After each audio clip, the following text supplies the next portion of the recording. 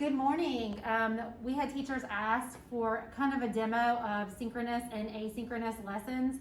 So Caroline Simpkins, math at Swift Creek, is here with me, and we are going to send videos out of both. So we did a middle school model for math with synchronous. So we're going to do a social studies unit, basically module, for asynchronous. So this is kind of how we outlined it. You would take a module or one of your units that you need to teach. We took a mandated unit that is a secondary unit. It's been taught both in middle and high school. That was one of my units as a teacher. And basically looking at my block, what would it look like for a social studies classroom? So from 7:30 to 9:15 is a high school block.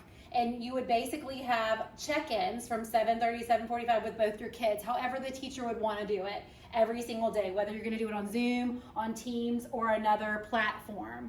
And then you would move into your asynchronous instruction. So where I may do a lesson, a live lesson with my students, the day one, my Digital Academy students may be doing independent work. The lessons would almost kind of flip throughout the module. So my brick and mortar students are going to have a live instruction with me, of course. I'm going to record it so I can post it, the Zoom and Canvas. I'm going to actually teach the live instruction and lecture 3 days straight with my brick and mortar kids, because my plan is almost to get ahead so that I can record and post for my Digital Academy kids. So I'm doing all of my lecture 3 days, and then I'm doing my independent work on day 4 with my brick and mortar kids, where my Digital Academy kids are doing independent work day 1, and then I could actually do a live, I would pre-record in the next 3 days for them.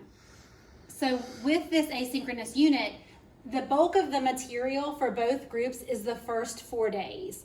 But then I had to think of a way to review with both groups independently. So where I may review face-to-face with my brick and mortar kids, my Digital Academy kids may do some other kind of assignment or video or activity, and then the next day they would do that activity, the brick and mortar kids, while I'm reviewing on Zoom with my Digital Academy kids. And think about that. You're sitting in a classroom, one group of kids is watching a movie or doing an independent assignment, and you're at your desk reviewing on Zoom or Teams with your kids, because answering those questions and making sure they understand the standards is really important. The last day of this unit, I have planned the assessments for both groups. So I'm thinking about it more as a module former unit than as doing independent days.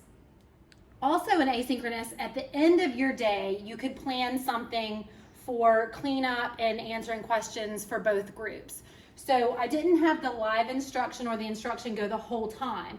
I left 15 minutes at the end of the day for my brick and mortar kids to clean up, pack up, wipe down desks, whatever needs to happen, and just keeping my Zoom open for those kids at home just to see if they have any questions. So what that may look like is my Zoom may be open at the very beginning to take attendance and go over the assignments, and then my Zoom may be open at the very end with those kids at home, Digital Academy, to see if they have any questions.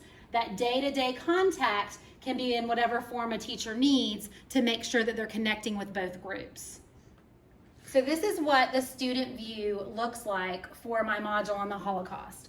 Whereas a teacher, I may last year or the year before pulled up my PowerPoints independently, my worksheets independently, my videos independently.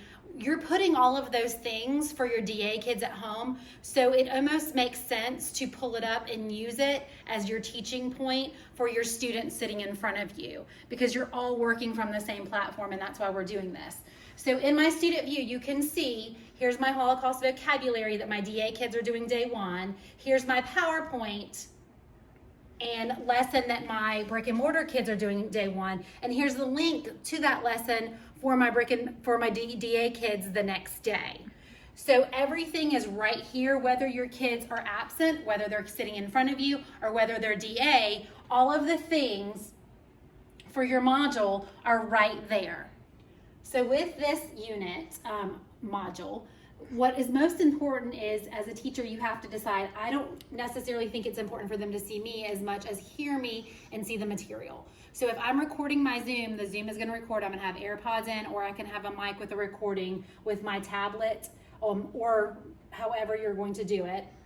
If I'm going to open something, I'm going to open up my PowerPoint and I'm going to start doing this lesson with my brick and mortar. I'm going to record it while I'm going through it so that I can later post that link for my DA kids. And if my brick and mortar kids happen to be absent, they can go back and watch that too. So teachers need to decide how they want to actually physically record material. Again, is it important for them to see you, or is it more important for them to see what you're projecting and hear your voice? Okay, so as far as the teacher side, how this was set up was I created a module, and then underneath that module, I included assignments. For my lesson notes, I created an assignment. Okay, so I named the assignment. You can insert any link, so that for this one, I would have linked the recorded lesson, and this is just typing like you would in a Word document, linking the PowerPoint, and then giving the students direction. So for this PowerPoint, they would need to add additional notes while watching the recorded lesson, or the students that are brick and mortar would still be taking those additional notes and submitting it. You can add points if you want, grouping the assignment, but the important thing is, how do you want your students to submit their notes or their vocab, what have you.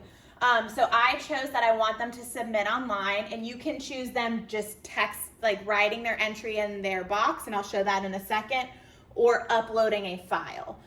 Because some students want to choose to use Word or type on some other platform, so they can upload a file like that. Okay, so from the student side, so let's say I'm going to do my vocab. So I click Holocaust vocabulary. Here are all the words that I need to define using my online resources. So when I want to go submit, I would click the Submit Assignment button. And I can choose to make any sort of file. So Word doc, I could upload straight into here, just like a Word doc, but in Canvas. Or what's really nice is I could link my Office 365 account. The students would just log in, and anything they save there, they could also upload to any assignment in Canvas.